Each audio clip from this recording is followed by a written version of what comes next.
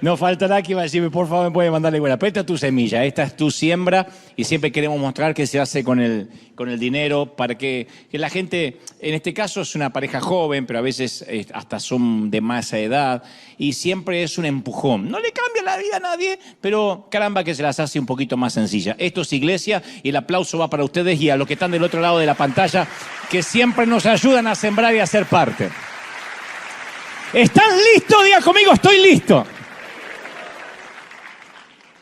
Steve Jobs, el genio de Apple, fue despedido de su propia compañía en 1984. Esto suele suceder acá, por razones que no hay tiempo de explicar. Pero de su propia compañía fue despedido por su board, por su comité.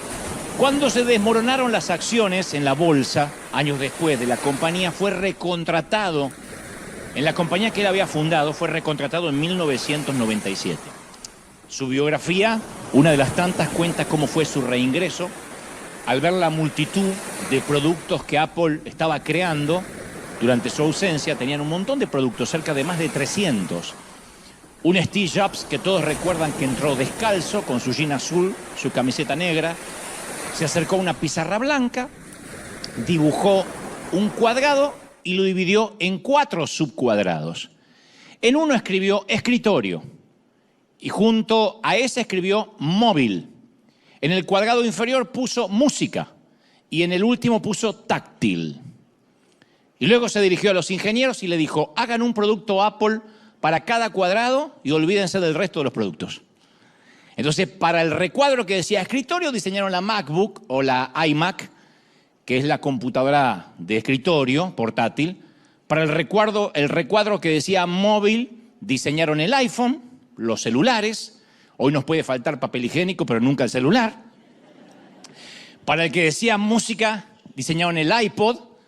Y para el que decía táctil, diseñaron el iPad, la famosa tablet o pantalla portátil. 4 productos. Y funcionó. Apple creció hasta convertirse en la compañía más cotizada del mundo. Dicen que son los pioneros de lo simple, de lo sencillo. Son parte de la revolución contra la complejidad. Fácil es el mantra de ellos, el axioma, el proverbio, fácil. Todo tiene que ser fácil para esta generación que está sedienta por lo sencillo. Incluso el diseño de Apple es sencillo. Es una manzanita, antiguamente era multicolor, ahora es de un solo color con un pequeño mordisco. Eso es todo. Y uno ve la manzanita y sabe que son los 4 productos básicos de Apple. Starbucks es otra compañía que entendió el poder de lo pragmático, de lo simple. El axioma de Starbucks es, nos concentramos en poquitos productos y nunca nos olvidamos que fundamentalmente nosotros vendemos opciones de café. La gente adoptó el menú simple de Starbucks, la filosofía de lo sencillo. El que va a Starbucks sabe que tiene esa bebida. El cappuccino, el frappuccino, el cortado, el espresso, pero no hay más de eso. En Starbucks no encontramos hamburguesas, no hay tacos, no hay burritos, no hay choripanes. No hay alguien que dice, pero la gente me está pidiendo choripanes. No, no hay choripanes. Starbucks es lo sencillo, lo práctico. Algo similar pasa con Google. Es la clásica historia de Silicon Valley. Una idea de 2 estudiantes universitarios que comenzaron a hablar en la habitación y hoy tienen el motor de búsqueda más usado en el mundo y más cotizado. Y a la gente nos encanta el aspecto de Google. Por eso domina el mercado de los buscadores, porque cuando uno va al buscador de Google no nos damos cuenta, pero hay una cantidad de espacio en blanco. Es una página blanca. Eso habla de la simplicidad. Dice solo buscar en Google. Hay 2 botoncitos, buscar en Google y voy a tener suerte, que te ahorra muchos pasos y va directamente a tu primera búsqueda de la vez pasada. Si vas a esta clase gratuita es por la misma ofrenda, no hay problema, te la doy. Si vas a otros buscadores como Yahoo o Bing, por ejemplo, en la página principal hay cientos de fotografías, de noticias, de banner. Pero Google ganó por la filosofía de lo simple. Cuando uno está buscando algo no quiere publicidad ni que esté lleno de cosas. Google entendió que esta es una generación que no está capacitada, no se ofendan los que tienen menos de 30, que no está capacitada para procesar mucha información de golpe. Herbert Simon, el notable premio Nobel de Economía de 1978 predijo en aquel año, cuando justamente se hizo del Nobel, dijo, algún día la abundancia de información va a crear una absoluta falta de atención. La abundancia de información, lo diré otra vez, va a crear una absoluta falta de atención. Los de mi edad, que somos la generación X, no le importa el año en que nacimos, la generación X, toda la información que tienes que tener, tuvimos que adaptarnos a la era digital. Ya siendo adulto, a nosotros nos llegó tarde. Yo pensé que sabía mucho digitalmente porque cambiaba el horizontal y el vertical del televisor de mi mamá. Que algunos no saben lo que estoy hablando, no importa, mi generación sí, la risa te delató. Yo estaba ahí, papá decía, arreglá, y yo arreglaba, porque había rayas verticales y rayas horizontales, y uno tenía que arreglar. Yo dije, con eso ya puedo ser técnico electrónico. Pero nos llegó tarde, por eso la red social, te cuento una cosa más, entre paréntesis, con mayor chismerío, es el Facebook. Porque se creó en el 2004, y todas las señoras le dijeron a sus hijos, ¡ay, hijo, me abrís un Facebook! Y es darle un cuchillo a un mono, porque me abrís un Facebook, hasta la abuela, ¡ay, hijo! Le dice al nieto, abrime un Facebook, así me contacto con las otras señoras. Entonces, ahora, todas las más redes sociales a nuestra generación nos llegaron tarde. Por eso hay menos odiadores y hostigadores en Instagram, en TikTok, en Pinterest, porque los usuarios son más jóvenes. Nosotros nos quedamos con el Facebook, ya manejo el Facebook y nos sentimos Bill Gates. Aprendí a subir fotos. Pero siempre igual hay uno de 40 o 50 haciendo un ridículo en TikTok, pero son los menos. No se sientan mal. Los millennials, nacidos entre 1981 y 1993, millennials, todavía se acuerdan de un pasado de cabinas telefónicas, televisores analógicos, diarios o periódicos en papel. Los centennials, los nacidos luego del 2000, son los únicos calificados como nativos digitales, porque debido a que llegaron al mundo cuando ya existía Internet. Ya existía. Son la generación de la mayor información, pero dicen que también los más frágiles e inestables al punto de vista psicológico, porque están todo el día expuestos a una realidad virtual paralela que es Instagram, TikTok, YouTube, que no es la realidad. Por eso se les llama la generación de cristal. Y son capaces de prestar atención a cualquier cosa solo 8 segundos.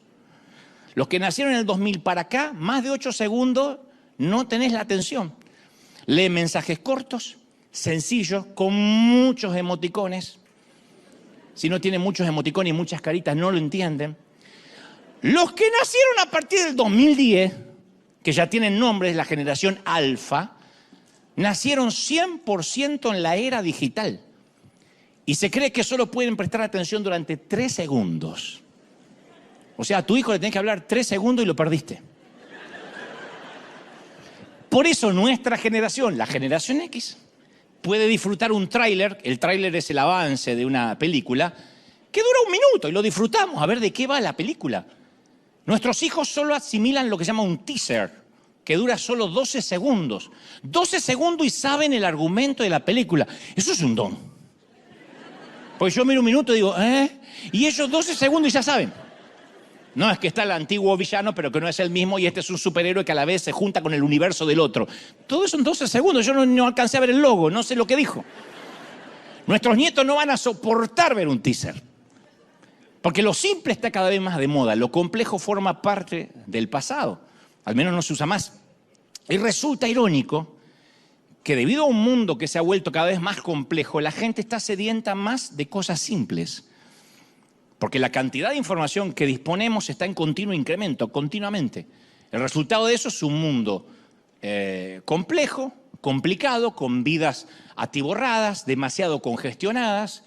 Y en medio de esa complejidad la gente buscamos lo simple. Lo simple está de moda, lo simple funciona. Lo saben las grandes marcas en temas de logo, de branding, de marketing. Y la gente respondemos de forma positiva a todo lo que es simple.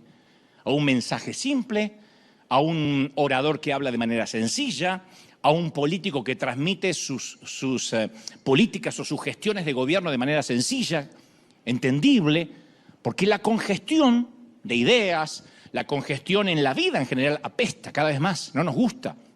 No hace falta una investigación empírica para que todos coincidamos que la mayoría detestamos la hora pico, en la hora pico estar en el tránsito. Nadie dice, ay, qué bueno, me tocó tránsito y lo quería disfrutar. Nadie, porque las rutas no se diseñaron para que circule tanta gente de golpe. Lo mismo pasa con la congestión nasal o la congestión de pecho, que es un fastidio. Toda congestión, ya sea en la ruta, en el cuerpo, en lo emocional, es un fastidio. Y muchas vidas están así de congestionadas, llenas de cosas que no necesariamente son efectivas o útiles.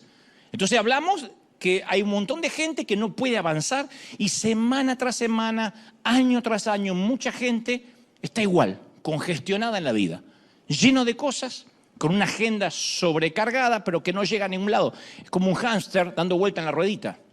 Se cansa, se agita, llega muerto los viernes o los sábados, pero no siente que está subiendo de nivel. No hay progresión, no hay movimiento.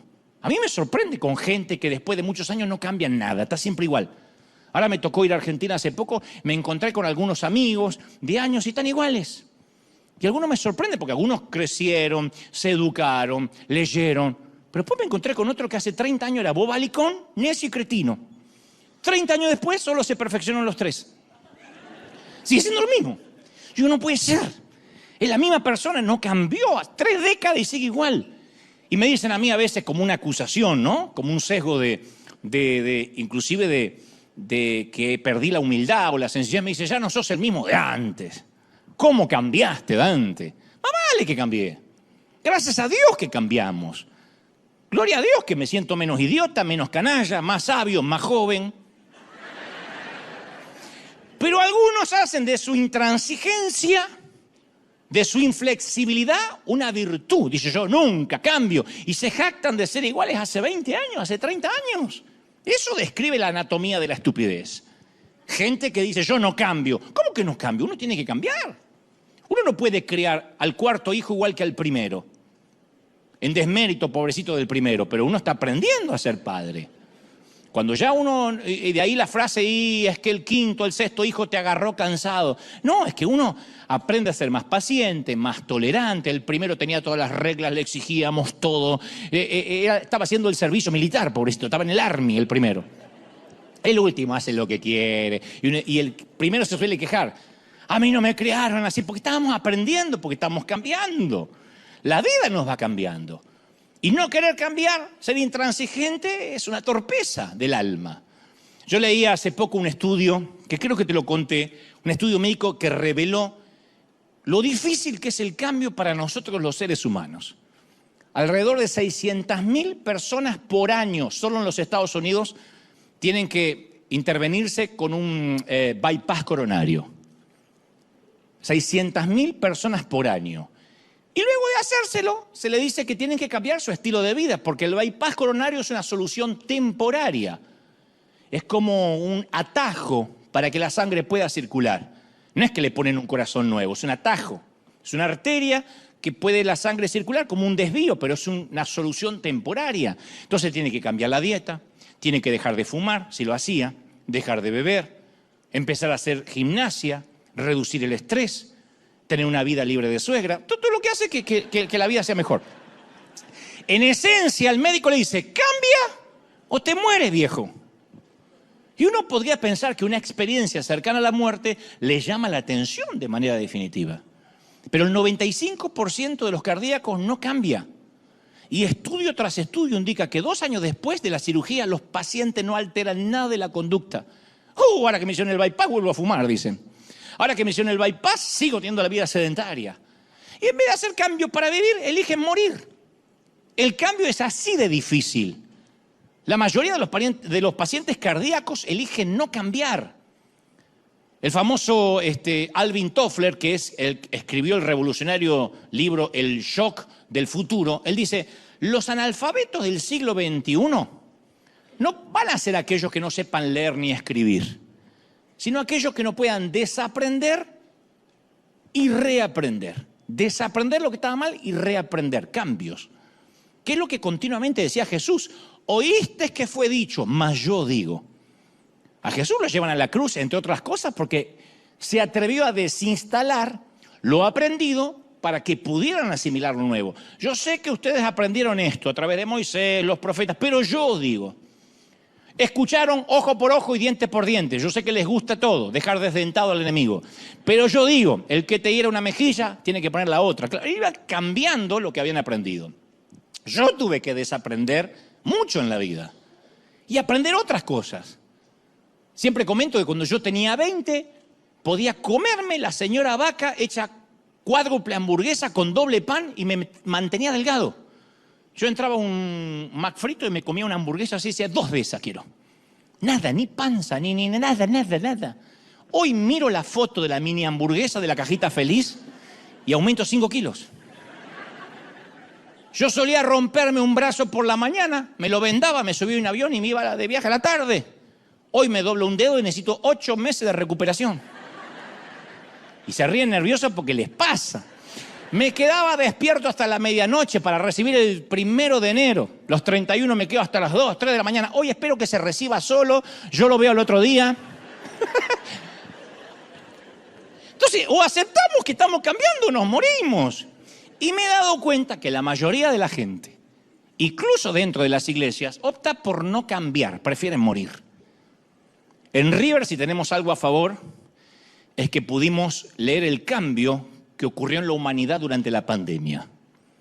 Pudimos discernir los tiempos, que el mundo ya no es como lo conocíamos antes de enero de 2020. Así como el mundo cambió después del fatídico 9/11, del 11 de septiembre, que ya viajar en avión no iba nunca más a ser lo mismo, después de la pandemia pensar que el mundo volvió a lo de antes es una torpeza, porque la gente cambió, cambiamos. Entendimos que había que mutar hacia una iglesia simple, enseñarle a la gente a ver a Jesús con ojos nuevos, con ojos frescos, porque queremos eso, simplicidad. Y esa transición no es sencilla, porque convertirse a veces en una iglesia simple no es fácil. Es más, cuanto más hayamos vivido en la complejidad, más difícil es la transición. Entonces las iglesias complejas, intransigentes, esas que dicen, no vamos a cambiar, cada vez están más anémicas. Estoy hablando de las iglesias que complican que la gente llegue a Jesús.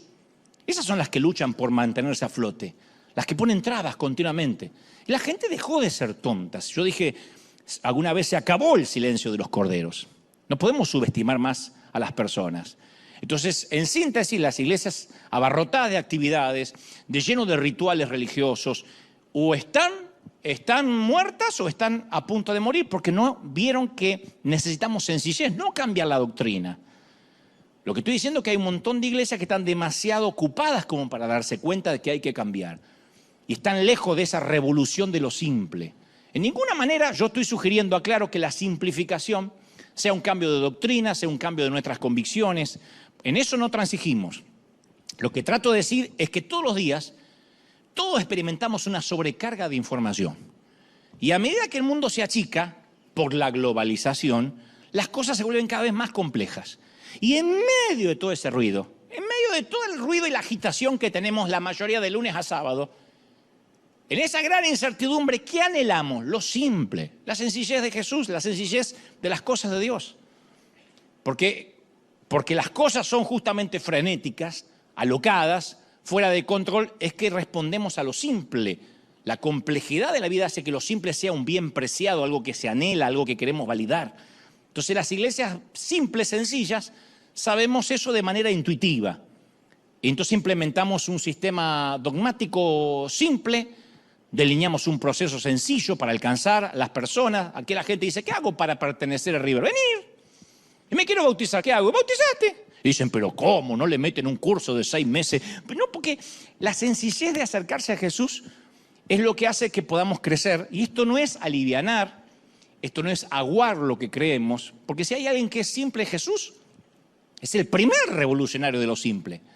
Se introdujo en una escena religiosa que era complicada, compleja, corrupta. Estaba atiborrada de saduceos, fariseos, herodianos, celotes, eseños, suegroseos, de todo.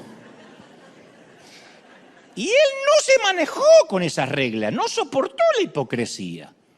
Yo te conté una vez que los líderes religiosos habían desarrollado 613 leyes. O sea que para acercarse uno a Dios tenía no 10 mandamientos, 613. ¿Saben dónde sacaron ese número? Contaron las palabras de los 10 mandamientos y dijeron, son 613. Y llega Jesús, que tiene la capacidad de tomar lo complejo y simplificarlo todo. Le dicen, ¿cuál de las 613 leyes es la más importante? Y él dice, hay 2 mandamientos nomás. Ama al Señor tu Dios con todo tu corazón, con toda tu alma y tu mente. Ámalo. Eso es lo más importante. El segundo se parece al primer mandamiento. Ama a tu prójimo, como a ti mismo. De eso depende la ley, los profetas. Son 2 mandamientos. Ama a Dios y ama al que está al lado. Si no amas a Dios y no amas al que está al lado, ¿qué me venís con las leyes? Le dijo Jesús. No bajó el nivel de la ley, no la abolió, captó el espíritu de la ley en toda su esencia en una sola frase. Dijo que de eso dependía todo. Resumió 613 mandamientos en 2. Ama a Dios y ama a la gente. Tomó la complejidad y le hizo simple. No ofreció doctrinas, rituales, reglamentos. Le ofreció una relación simple con Dios. Y él hablaba con los parias, con los marginados, con los leprosos, con los gentiles, con los recaudadores de impuestos, con los oprimidos, con los paganos, con los pecadores, con los chilenos que no van a ir al mundial. Hablaba con todo. Lo demás... Saluda a Chile, pero es un chiste nomás, no lo podía dejar pasar. Los demás rabinos vivían de la exclusión, del aislamiento. Y al ver que Jesús era un tipo accesible, los enfadaba. Porque se le pegaban los chicos, se le pegaban los parias, se le pegaban los marginados. Pero para él la relación estaba por encima de la ley. Yo te conté que cuando tenía 16 o 17 años, llega un orador de visita a un campamento que fuimos, y llega un orador, si bien es cierto que no recuerdo todo lo que dijo en el mensaje, tengo en mente los puntos principales. Tenía 16, 17, y él gritaba y decía, ¡no fumes! ¡No uses palabras obscenas! ¡No tomes bebidas alcohólicas! ¡No tengas sexo! Y no juegues naipes. Lo de los naipes no lo entendí nunca hasta la fecha. Y el hombre terminó el mensaje pidiendo de forma apasionada, gritando, que cualquiera de los jóvenes que estábamos ahí que hubiésemos cometido alguna de esas 5 abominaciones, pasáramos al frente a arrepentirnos públicamente. Yo tengo que admitir que en ese punto de mi vida había cometido 4 de las 5 abominaciones. Te dirán, ¿cuál? No te importa. Este no es un mensaje de confesiones. No viene al caso, no procede. Pero tengo que decirte que la manera en que el hombre presentó esta información no me hizo desear confesar nada. Lo único que me dieron en ganas de irme ahí a hacer la única abominación que todavía me quedaba en la lista. Porque no es a través de la moral que uno se acerca. Después eso viene solo. Y muchas de nuestras iglesias están llenas de leyes, se han atiborrado de actividades, tanto que a la gente le cuesta dar con el mensaje de Cristo. La gente no tiene problema con Dios. Yo lo decía en Argentina hace un par de semanas. La gente tiene problema con los seguidores, con nosotros. No tiene problemas con Dios. Muy difícil que alguien le diga, Dios te bendiga, rechazo eso, te diga. Como digo siempre, uno va a la universidad de la vida. ¿Cuál es? Un hospital de niños. Un papá que tiene un chiquito, lleno de cañitos, con metástasis, con cáncer, y tratar de decirle, papá, independientemente de lo que usted crea, ¿me deja hacer una oración por su hijo? A ver si se niega. Nadie tampoco muere ateo. Nadie que se está por morir y uno se acerca a la cama y todavía está consciente, le dice, ¿quiere que hagamos una oración para prepararse para la eternidad por si acaso existe Dios? Y te diga, no, a mí déjame que me coman los gusanos. Nadie. Entonces la gente no tiene problemas con Dios. El problema es la religión organizada, que la saturamos de tantas cosas que estamos ocupados haciendo iglesia en lugar de ser iglesia. Y Jesús le dijo a los religiosos que eran como sepulcros blanqueados. Le dijo, ustedes son ataúdes de lujo. Ataúdes de lujo, sarcófagos de lujo. Es un insulto. Por fuera brillante, lustroso, pero ¿qué hay dentro? Muerte. Bajo la superficie, bajo la tapa, ¿qué hay? Nada. Y con frecuencia el congestionamiento hace que las cosas parezcan normales, pero está todo bien, como le pasó a decenas, cientos de parejas antes de la pandemia. Pensaban que se llevaban bien, hasta que tuvieron que estar en cuarentena juntos, mirándose la jeta. Y entonces se dieron cuenta que el congestionamiento y la actividad no le dejaban pensar que no se amaban. Porque el activismo siempre es un disfraz de la falta de vida. de la falta de amor. La complejidad es una buena forma de cubrirlo todo. Entonces en las iglesias podemos ser a veces ataúdes elegantes, mucha actividad pero no hay cambio de vida. Da la impresión de que pasan cosas, de que hay vida. A mí me suelen preguntar mucho, ¿y ustedes en River Arena solo se reúnen los domingos? Especialmente de América Latina preguntan. ¿Y qué hacen durante la semana? Y yo respondo, dentro del edificio nada, tenemos una vida. Familia, trabajo, estudios, oficio, profesión y reflejar a Cristo en la vida diaria. Pero por años le tuvimos miedo a lo simple. Entonces surgió una idea y ampliamos el menú. ¿Alguien quiere un evento especial? Ampliamos el menú a pedido del público. Y pensábamos que cuanto más actividades tenemos, mayor va a ser el impacto. Y lamentablemente los menús demasiado grandes no significa que sea comida saludable y fresca. Hay que aprender a decir no. Decir no es muy difícil. Ningún líder quiere decir no porque lo ven como el malo de la película. Ni los padres nos gusta decir no. Pero si no nos regalamos el no, vamos a criar delincuentes. No podemos decirle todo sí a nuestros hijos. Entonces, permanecer enfocado es esencial para una vida simple. Y una vida enfocada y simple no se puede lograr sin decir no. No podemos decir sí a todo. Yo te conté que mi mamá me decía, vos tenés el sí fácil. Aprendí a decir no. Menos mal que no me naciste mujer, me decía mi mamá siempre. Vivirías embarazada. Y sí, porque yo decía sí a todo. Sí, para que no se ofenda, le dice un hijo. Porque yo era así. Hubiese sido así de ser mujer. Entonces, aunque no es fácil, nuestra salud emocional y espiritual está en juego. Entonces, el enfoque es algo que la Biblia enseña todo el tiempo, el enfoque todo el tiempo. David oró en el Salmo 27:4, dice, una sola cosa le pido al Señor y es lo único que persigo. Estar todos los días, habitar todos los días en la casa del Señor. Una sola cosa. Pablo dijo en Filipenses 3:13, más bien una cosa hago, una. Olvidando lo que está atrás y yendo hacia adelante, hacia la meta. Estaba enfocado en una sola cosa. Apple produce una gran influencia en las generaciones futuras. Netflix, Starbucks, Tesla, hasta McDonald's. Hicieron una lectura de los tiempos y mutaron hacia lo simple. Nike. Y nosotros, que se supone que comenzamos con la simplicidad de Jesús, todos los días mutamos hacia lo complicado. Yo te voy a contar algo. Te conté que una vez cuando yo era chiquito tenía miedo a 3 palabras que detestaba más que cualquier cosa. Era si algo traía el letrero que decía fácil de armar. ¡Oh! Pero yo tengo un problema con la motricidad fina. Para decir que soy idiota para armar cosas. Pero suena delicado. Cuando te diga tu mujer, sos inútil, tengo problemas con la motricidad fina.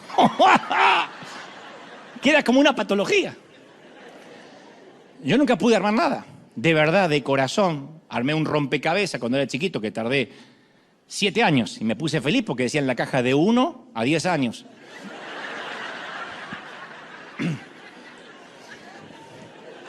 Es malo el chiste, pero también había que meterlo.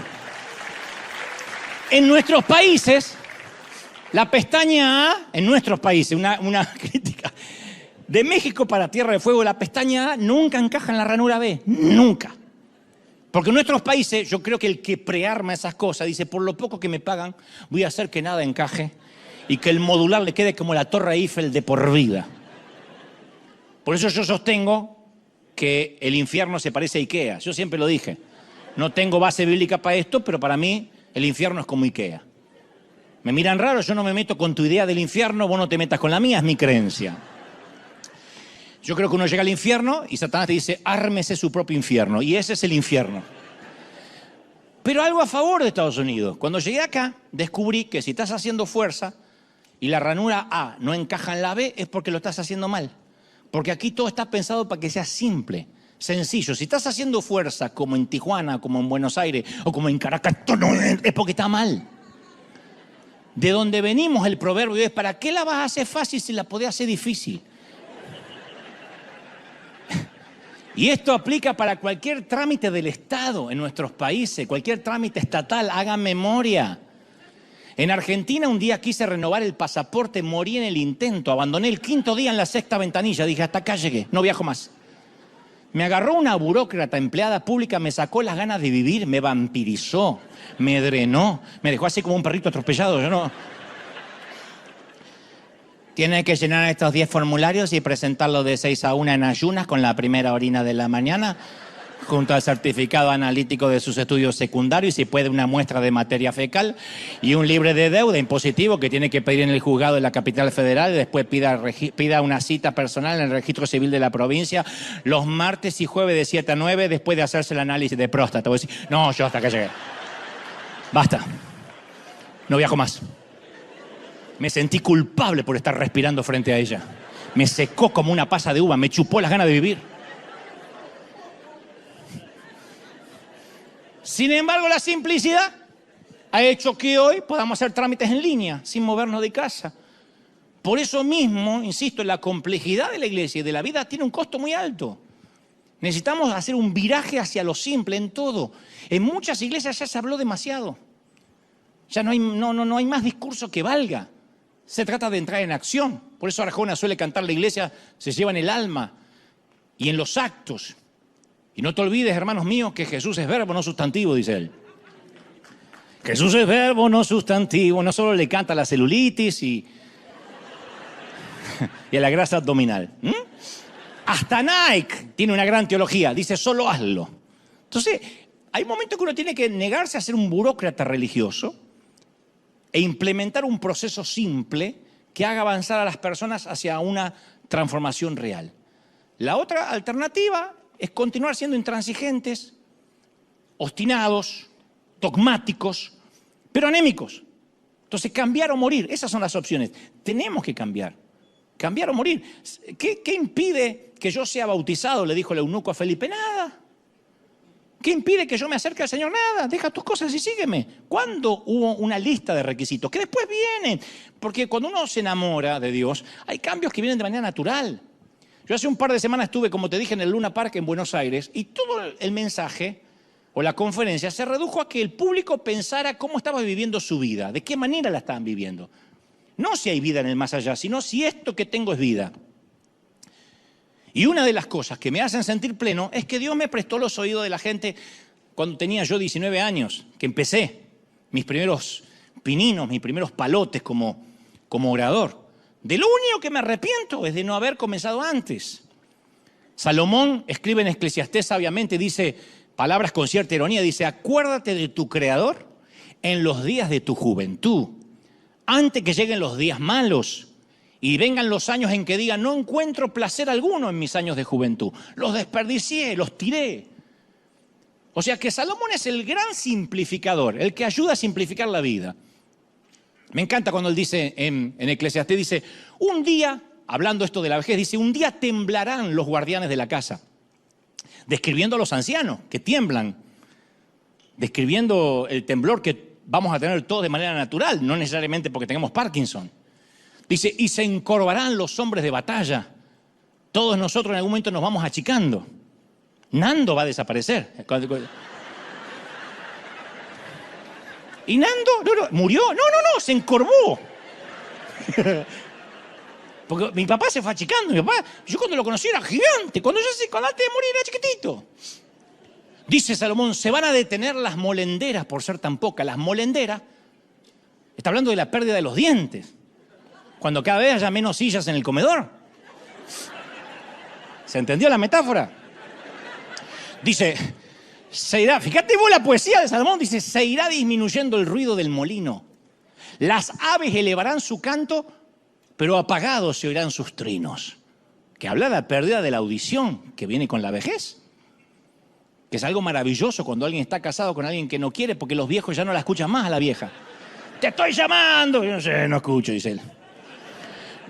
Y dice finalmente Salomón, y no servirá de nada, los años en que no servirá de nada la alcaparra. Esto a mí no lo entendía, yo fui a buscar qué era la alcaparra y vi que era un fruto verde. Después me enteré que la alcaparra se usaba como afrodisíaco. Era el Viagra en los tiempos de Salomón. Entonces, si uno considera enfocar la vida, cuando las alcaparras ya no te hagan nada, perdiste el tiempo, estás lento.